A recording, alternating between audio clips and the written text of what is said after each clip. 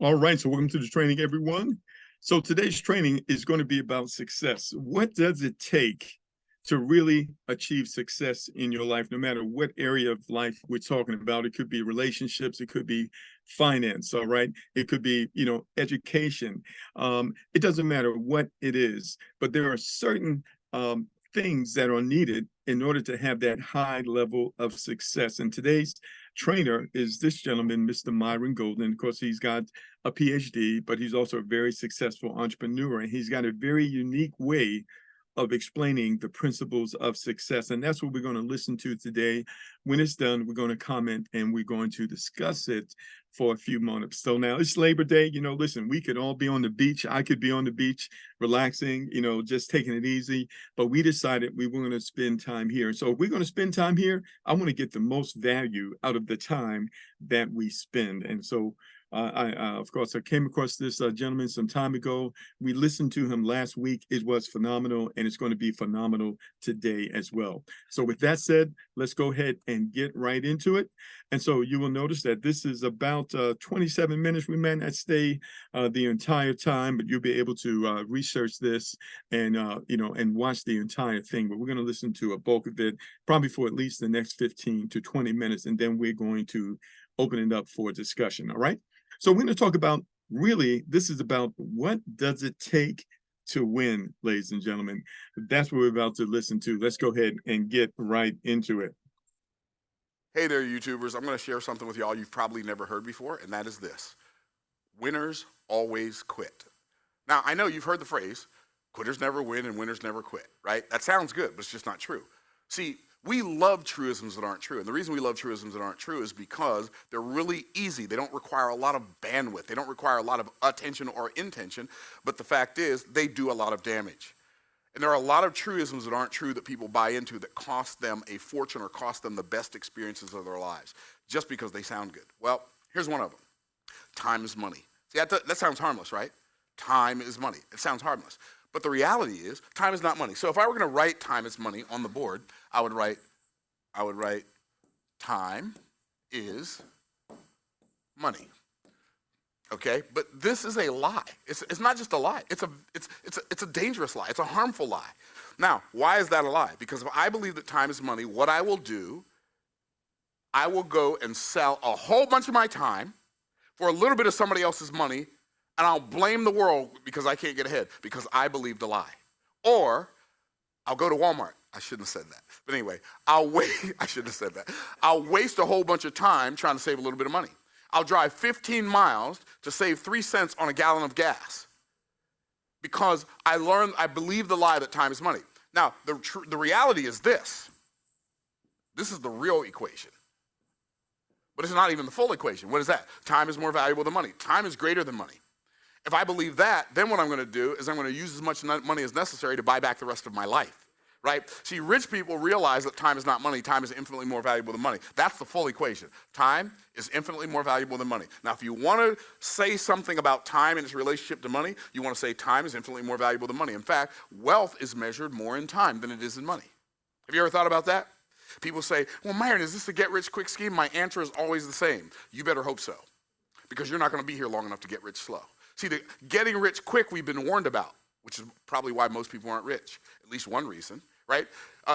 Beware of the get-rich-quick scheme. How come nobody ever said to me, beware of the stay broke for the rest of your life scheme? Because that is the alternative, right? And so these are what I call truisms that aren't true. But the truism that isn't true today that I want to talk about is quitters never win and winners never quit. But the reality is winners always quit. They always quit because they have to quit what doesn't work in order to start doing what does work. And so one of the most important things winners quit doing is they quit lying. See, lying sometimes feels like a very good short-term strategy, but lying is never a good long-term strategy. If lying is your long-term strategy, you are going to have a very good memory. And so what they do is, first of all, winners quit lying to themselves.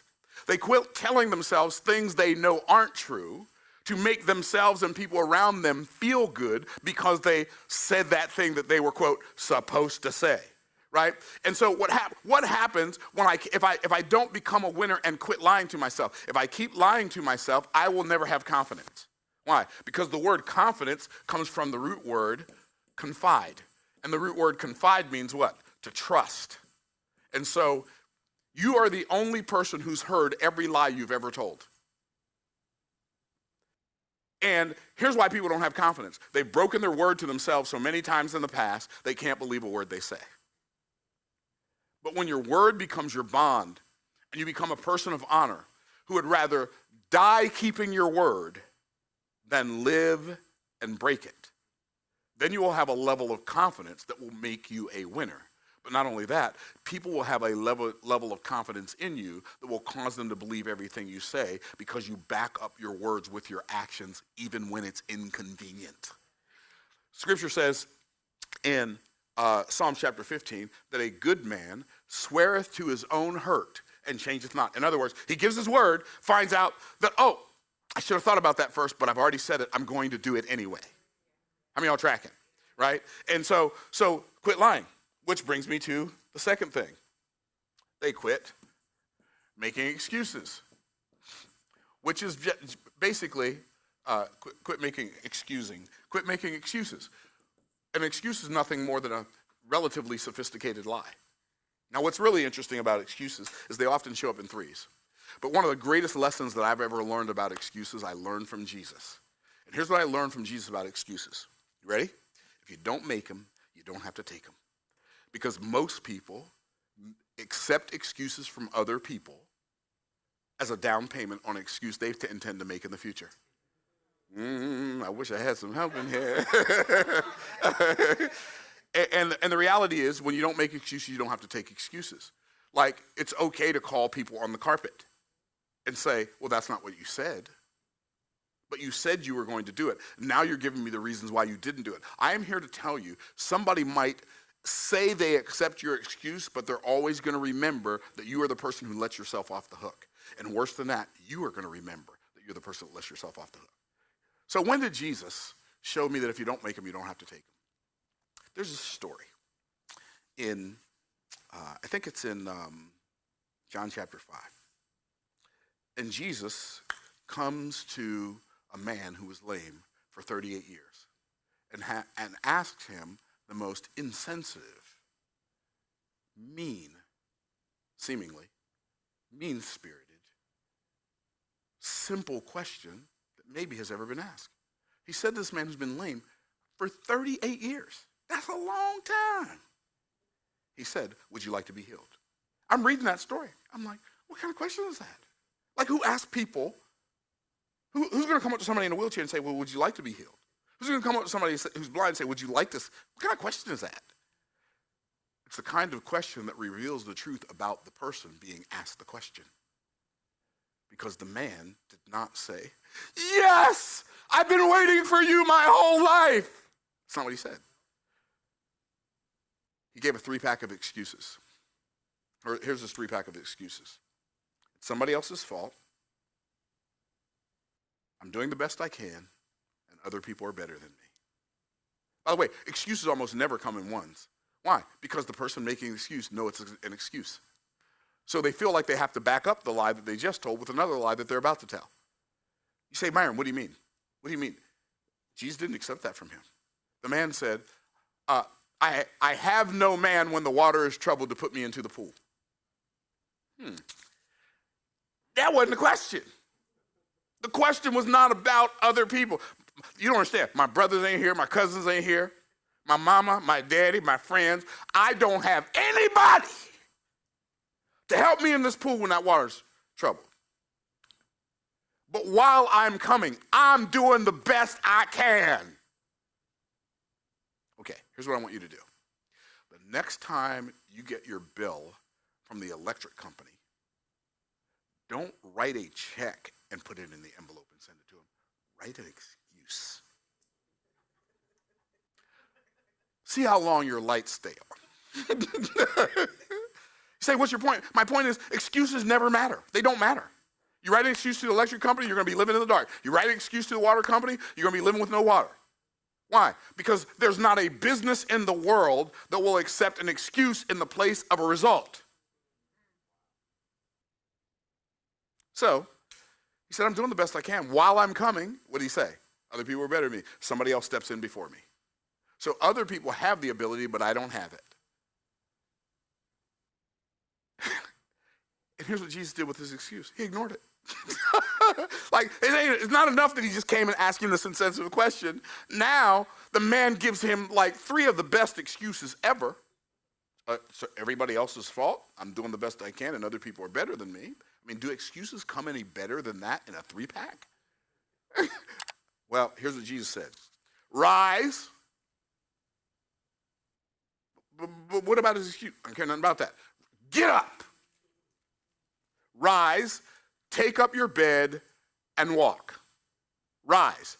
It's time for all of us. It's time for you. It's time for me to rise above our excuses.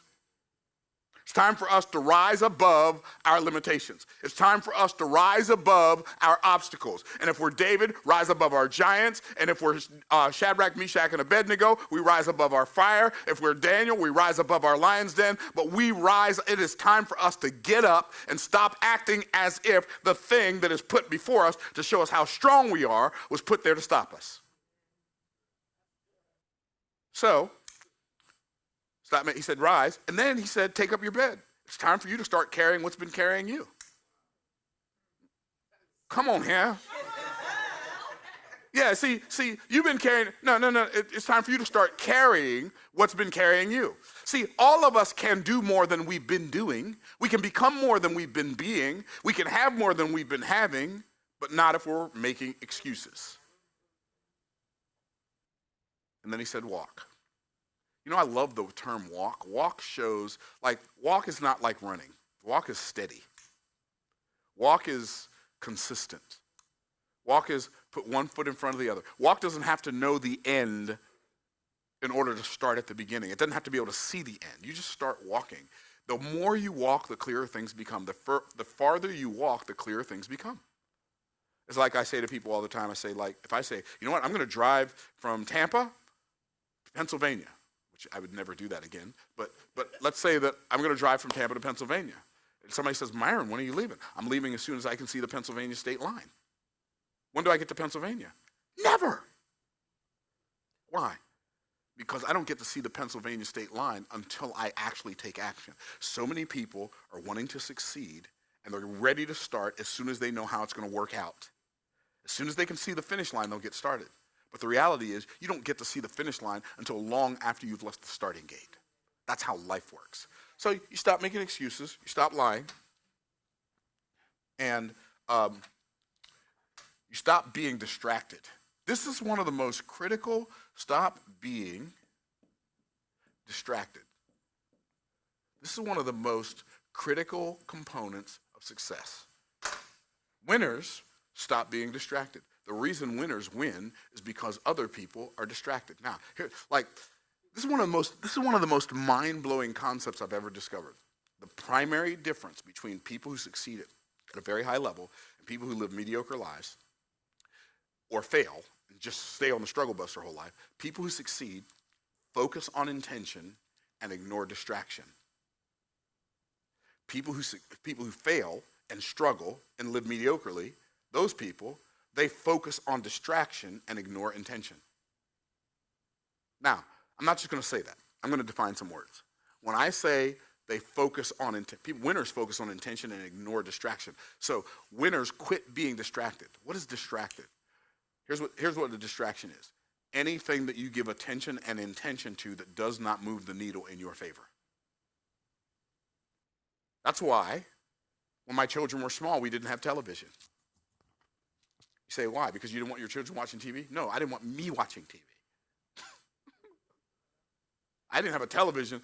There's no universe. And back then I would say, if you're making less than $20,000 a month, you shouldn't even have a television. But if you're making less than $50,000 to $100,000 a month, what are you doing watching TV? People say, well, Myron, don't you want to see them? I don't want to see them. I want to be them. I don't want to watch somebody on TV. I want somebody watching me on TV. I don't know, well, I'm more of a behind the scenes person. Okay, be a behind the scenes person, but be behind the scenes of something that's going to make your life better, right? Watch other people. I want to watch other people live their dreams while I'm living a nightmare. No, thank you. I became hyper-focused on the objective of freeing my family from the bondage of poverty. And I didn't care what people thought. Myron, you're obsessed. Thank you. It's the nicest thing anybody said to me all day. Myron, all you care about is money. Okay, whatever you have to tell yourself. If that's what you have to tell yourself to make yourself feel like you're better than me, do you, boo? Say, what's your point? My point is, like, I'm focused on things that move the needle for my family.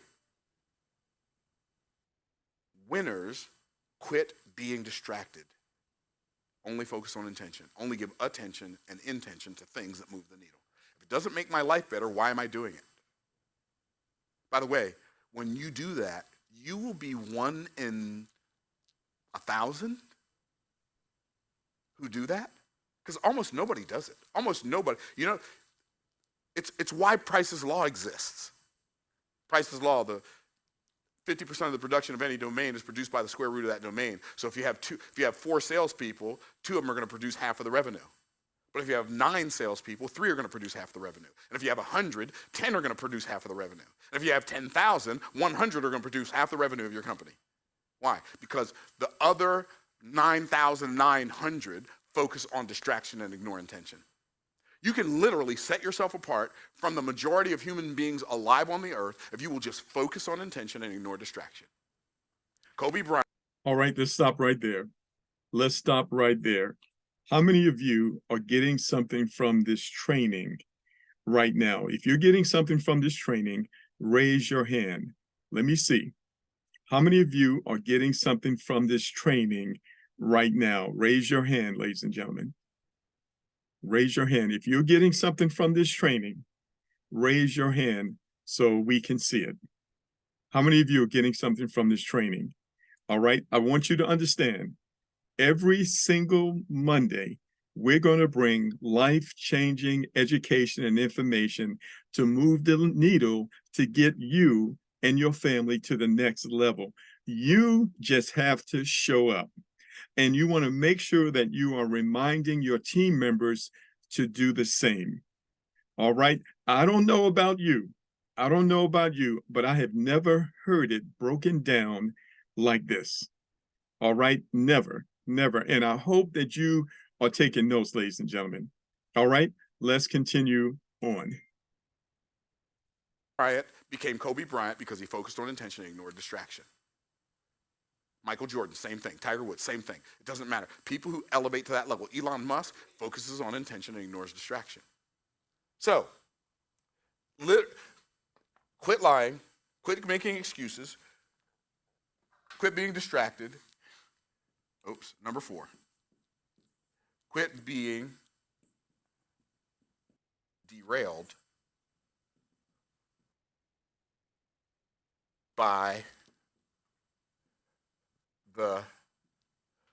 you ready? Disruption that follows intention. Stop being derailed by that. Stop being a full-grown adult and being surprised when you decide to do something good and disruption shows up. Well, of course disruption shows up. That's how life works. In what way does life work that way? Every way. In the beginning, God created the heaven and the earth became without form and void, and darkness upon the face of the deep. Do you think God just put that in there because he was just saying, well, I want chapter 1 to be more than one verse? He's showing us the process of creation in Genesis. He tells he created the heaven and the earth. He tells that in Genesis 1:1. Genesis 1, verse 2 through 31, that's showing us how he did what he did. Why? Because he made us to be like him, and he's giving us a pattern. And here's what he said. Creation begins with intention, and then disruption follows intention. And then the Spirit of God moved upon the face of water. Then you have to find a source of inspiration. And God said, let there be light. And so now we need to find illumination. I need to learn something that I didn't know before. And God separated the light from the day, and the light he called day, and the darkness he called night. We need separation to completion. In the evening, we need separation. But then he said, in the evening and morning were the first day, segmentation to completion. God didn't save any of day one's work for day two. He gave us a pattern. Disruption always follows intention. It's so fascinating. Joseph had a dream. What happened after that? His brothers threw him in a pit. They wanted to kill him. And then some Midianites came and took him out of the pit and sold him into slavery. How's that for a dream? Are y'all tracking? And then, as if that's not enough, right? Because it gets more better. David gets anointed to be the king of Israel. And when David's anointed to be the king of Israel, Saul spends like 12 years with a contract on his life. Disruption always follows intention. I shared this with a friend of mine last night on the phone. Jesus gets baptized in the Jordan by John the Baptist. Get it? Baptized. Okay, never mind. He gets baptized in Jordan by John the Baptist. And he comes up out of the water. The heavens open. The Spirit of God descends on him like a dove. A voice from heaven says, "This is my beloved Son in whom I am well pleased." Guess what it says right after that? Then guess what the next word is? Immediately. He was led of the Spirit into the wilderness to be tempted of the devil. When you decide to do something good, the first thing that shows up is something difficult. Stop being derailed by that. That's why winners win. They expect it. They know, here's what losers, people who don't win, here's what they think. Oh, this is a sign I'm going in the wrong direction. It's a sign you're going in the right direction. The disruption that follows intention shows you're on the right path. You decide to start working out. You haven't worked out in a while. You decide to start working out. You start getting in shape. Guess what? You don't feel stronger first. You feel weaker. Your muscles don't feel good. They feel bad. How bad? Bad enough to remind you every time you try to move, you do this to me again. Yeah? And so what we have to do is we have to understand that I can't be derailed by the disruption that follows my intention. It's just how life works. Okay, cool. So I don't know what you do. I'm prepared for. I expect the best, but I'm prepared for the worst. I'm always prepared for the disruption that follows my intention. Stop being derailed by that. Number 5. These are 7 things people do, winners do, quit, that other people don't quit. Quit being consumed with external circumstances. What does that mean? Quit being consumed with what other people think about you. Quit being consumed with what other people are doing. But so-and-so's doing this. I don't want them to get ahead of me. No one, do you understand? No one can get ahead of you. Nobody else has your assignment. I have no competition. I do not now, nor have I ever, in 61 years, had any competition. The only person God made to be Myron Freddie Golden, who teaches business from a kingdom perspective, is me. And I'm not competing with you. And if you want to compete with me, if that's how you want to waste your time, do you, boo. But I'm not doing that. I'm not going to compete with anybody. I'm not, but they're getting ahead of me. Well, depends on how ahead is measured. Like, it depends on how you measure success. I measure success like this: discovering God's purpose for my life, developing myself for that purpose, and then deploying myself in that purpose. And when I do that, I win. Oh, so it has nothing to do with how close I am or far away I am from somebody else and what they're doing. Absolutely nothing to do with that. Isn't that exciting? So quit being consumed with external circumstances. Really interesting. Politicians are great liars. I think that's the definition for politicians. Anyway, politicians are great liars. And they always tell you they're going to solve a problem that they can't solve. And then people believe them. Like, what are you? I just want to make an announcement during all election campaigns. What are you, a lemming? Do you believe just everything and anything anybody says? I'm gonna solve income inequality. You lying? Because income is the result of something. Income is the result of value creation. So in order to solve income inequality, you have to solve value creation inequality, and you can't do it because everybody don't care to create the same amount of value. Right? But anyway, winners don't care about contributing factors. They ignore them. And it doesn't matter. You are only a victim when you decide to be one. That's what I mean. But Myron, you don't understand. Racism exists. I know, but you don't have to. You're only a victim of racism if you decide to be a victim of racism. But sexism is real. Okay, fine. But you're only a victim when you decide you're a victim. What does that mean? There are two types of factors in the world. There are contributing factors and there are determining factors. And I have discovered that determining factors matter and contributing factors just give somebody the ability to make an excuse and something to be distracted with. Say, how can I tell the difference between a determining factor and a contributing factor? I almost said a detributing factor. I almost made up a new one, right? How can I tell the difference between a contributing factor and a determining factor? Here's how. Contributing factors are all outside of me. Determining factors are all inside of me. By the way, it's been that way since the beginning of time. I mean, how is it possible that Frederick Douglass, who was born a slave, like, we can talk about racism all we want to, but Frederick Douglass was born into slavery.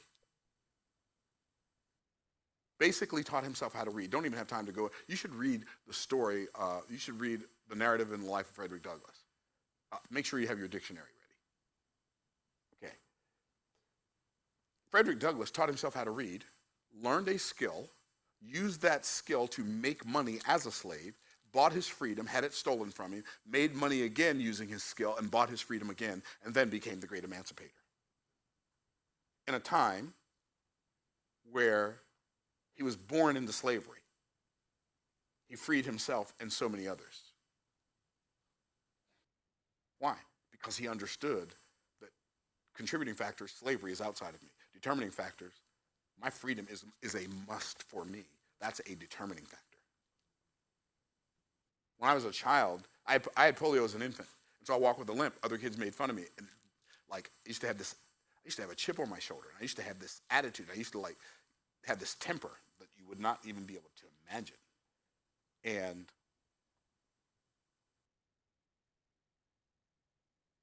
when I realized that me having polio was as critical to my mission in life as any other thing, and then I just embraced it. Because here's what I found out. What you resist persists, but what you embrace becomes grace, and grace is a gift. It's all a gift. Isn't it good? What you resist persists, but what you embrace becomes grace. And I used to resist the fact that I had polio. Why? Because nobody else had it. Like, my brothers didn't have it. My older brother Jeff didn't have it. Mike didn't have it. Ralph, Dwayne, Derek, Mark, they didn't have it. They can run. I can't run.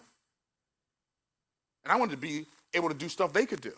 But I didn't realize if I was able to do the stuff they could do then, I wouldn't be able to do the stuff that I can do now because I would have been distracted.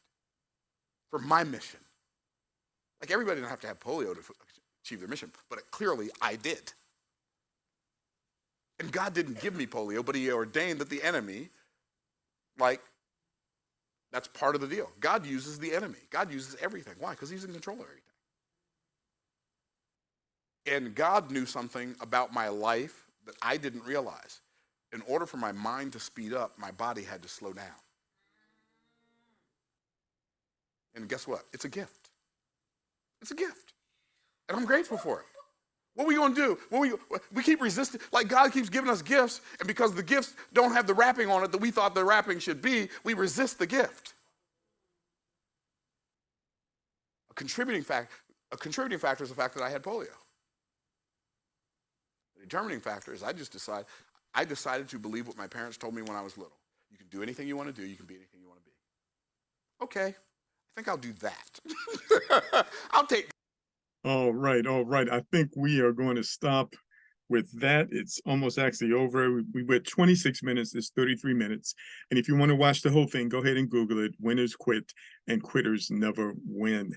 All right. So let's get some feedback. All right. Now let me do this. I'm going to take down all of the hands.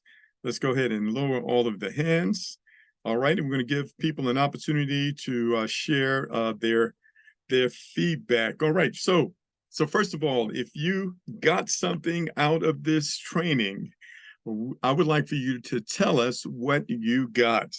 All right. So now if you're bold enough to do that, we want to give you an opportunity to do so. All right, so we're going to go ahead with Dante. He's the first person who raised his hand. And Dante, we'd like to welcome you to the call. If you would, just let us know where you're calling in from. Dante, welcome to the call. Hi, good afternoon. Can you hear me okay? I sure can. How are you? Okay, great. I'm doing great. Thank you so much. I'm calling from the far north Chicago suburbs, and I'm part of Pastor Charles Kazin's team as well, and definitely got something out of this training. Two key things for me was helping me no longer accept excuses from other people. I've talked to so many people who like this concept, but liking the concept and being committed to actually getting it done are two very different things. So that's the first thing for me. The second one was just the idea of value creation. I've heard that concept in other conversations, and how these things are not equal. And part of the value that we create is solving this problem that we're solving through this club. And hearing those two nuggets really helping me stay focused. I've actually got my first live event this weekend, and so I'm charged and ready to go, excited, and looking to. My plan is to qualify in September, be driving in October, seeing that first nice big check in November. So I'm excited moving forward. Awesome, awesome, awesome. And thank you so much for those comments. And I don't know how many of you saw the latest overview that I did concerning MyCarClub, which was last night. And that is recorded. It's on the Vimeo channel. It's also in the Facebook group. And so if you haven't seen it, you might want to see it. Now, the reason I kind of changed that around, because I found when I did a live event in Hampton yesterday, that by doing it that way, I had everyone's attention, because by doing it that way, I was able to show the value before I even explained the program. And the people loved it. They loved it. And so oftentimes people want to know what they get. They want to know what the benefit is. I discussed all the benefits in the very beginning before I even showed the program. And so now it's just a matter of fact. What do I need to do to get what you just showed me? And so that's what I created in the new presentation. If you haven't seen it, you absolutely want to take a look at it. It was only 20 minutes long. All right, let's go ahead and go to the next person. If you got something out of this training today and you're bold enough to share it with the rest of us, go ahead and raise your hand, and we'll give you an opportunity to tell us what you got. And if you didn't get anything, or if you're afraid to tell us what you got, then I'm going to quiz you, because that's what we do on these trainings. All right, so let's do this. Since I don't see any hands coming up, no problem at all. I know exactly what to do. Okay, so here is the question. What is the difference between contributing factors and determining factors? Who can answer that? What is the difference between contributing factors and determining factors? Can anybody answer that question? And this was the last point that he made. And so it should be fresh in your mind. All right, let's go to Lady V. All right, and it absolutely pertains to what we're doing here in MyCarClub. Okay, so Lady V, I want to give you an opportunity to say hello and to answer that question. Well, good morning and good afternoon to some. Morning for me, I'm in Las Vegas. And so the question is, what is the difference? And the difference between determining factor is that it is inside of you, and contributing factors is what's outside of you. So that's what I mean. Those are the notes that I took, and pretty much the only that a victim, when you decide to be a determining factor, is, in other words, that you're only the victim when you allow those things that are inside of you to be distracted, to distract you, you know. And I may not be explaining it the way I got it, but I did understand that, you know. And so let me ask you this. And so You did explain it right. Contributing factor is what's happening outside of you, and determining factor is what's happening inside of you. So let me ask you this. Which one is most important? It's what's most important is what's happening inside of you, Absolutely. And who has control over that? because you're the only one. That's what only thing that you have control of is what's inside of you. Absolutely. You can't control what's outside of you. And so that's why we're not supposed to be distracted by things that are outside of us, because there's always going to be things outside of you that we cannot control. So we have to set our minds to be not be distracted and not or be derailed by things that are going to interrupt our intentions. Awesome. Awesome. Thank you. Thank you so much for that. I really appreciate that. All right. So let's go back. Yeah. Thank you. Is anything else you wanted to say? Oh, no. I was just saying thank you for allowing me to share. All right. All right. So let's go back a little bit more. So he's talking about winning. And he mentioned that winners stop doing certain things. They quit doing certain things that other people do, probably on a consistent basis. Can someone mention to us some of the things and name one thing that winners quit doing? All right. Somebody name one of the things that winners quit doing. All right. So I see one hand, but we've got 20 people on the call. So I'm assuming the rest of y'all were asleep behind the wheel and you missed all of that. All right. Did anybody hear some of the things that winners quit doing? And was there anybody on this call taking notes? All right. So if you were taking notes, it should be right there in your notes, because we're in class every Saturday. We go to school, ladies and gentlemen. All right. All right. Let's go ahead and go to Giovanni. Can you name one thing that winners quit doing? Giovanni, you're unmuted. Mark, thanks for a wonderful, awesome training as always. I mean, I was almost a little preoccupied, but I was watching this while I was doing a few other things. But the one of the things I got out was winners refuse and stop being distracted. They stop being distracted. So they stay focused on what their commitment to, but they stop being distracted. Awesome, awesome. So let me ask you this. What is the opposite of distraction? He used a certain word. He said it over and over again, and it starts with an I. What's the opposite of distraction?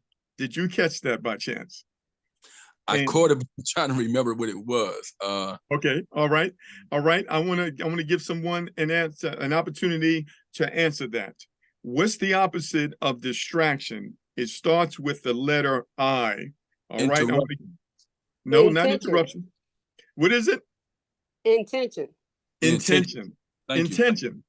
And you remember he mentioned that, it's a very small percentage of people who use intention to get to the next level. Most people are not intentional about what they are trying to do. Did anybody catch that? Did you catch that, Dante?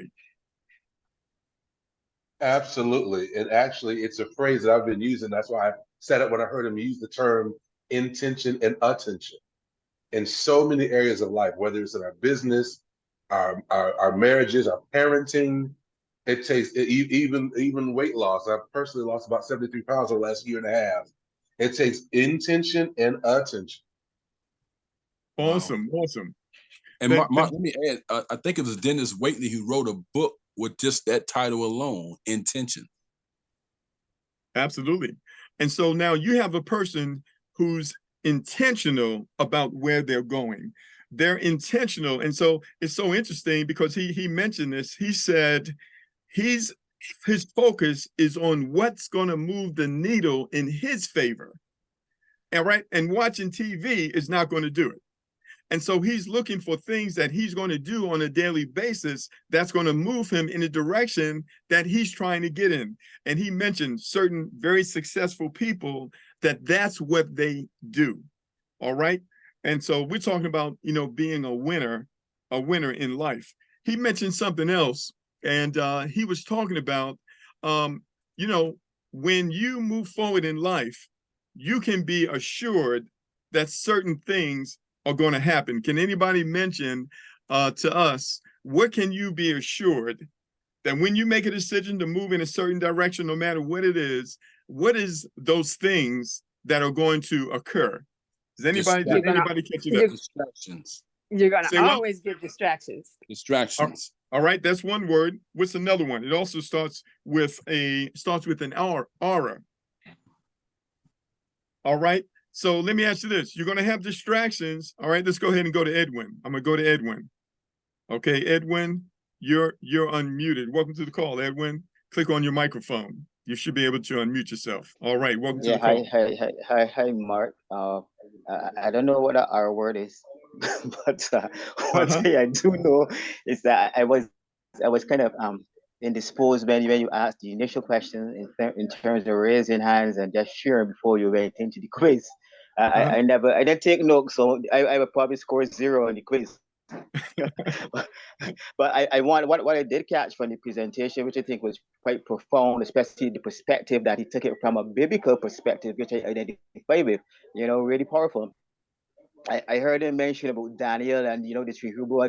If you're Daniel, you're going to prepare to face the lions, and if you're the Hebrew boys, you prepare to face the fire, right? And this is in the zone that you're speaking about right now.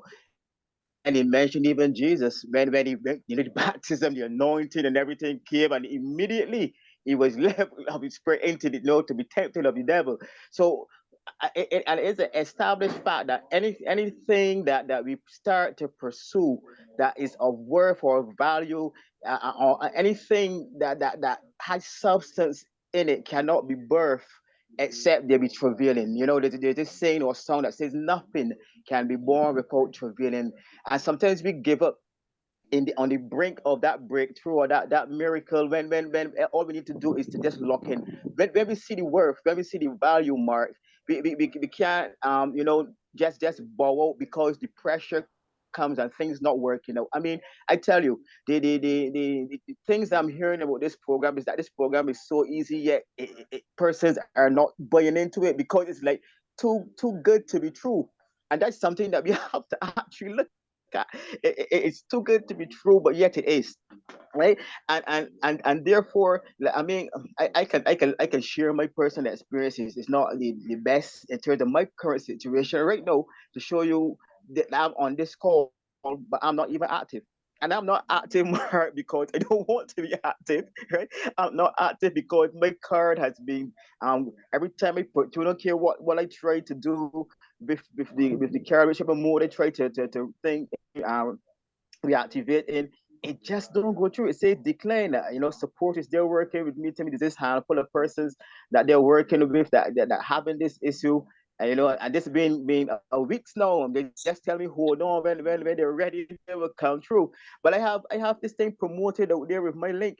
And it's like saying, but anybody try to get through to me and my link is like they can't get through. But I'm still here because I see the value, I see the worth, I see it, I see the genuineness in it, and I'm still here, right? Because as I said, it is a program that has value, it has worth, and therefore this thing called stick-to-itiveness is what I am determined to have because I'm gonna be successful in this program.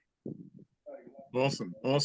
And I really appreciate your comments here, because in real life, we know that there are going to be challenges, there are going to be disruptions. That is real life. And we will be lying to ourselves if we thought that that was not the case. Anything worthwhile having is worthwhile working toward. And so not only do we as we move forward and the company moves forward to correct these things, the program will get better and better and better. So listen, I'm not going to hold everyone very long. This has been a very good training.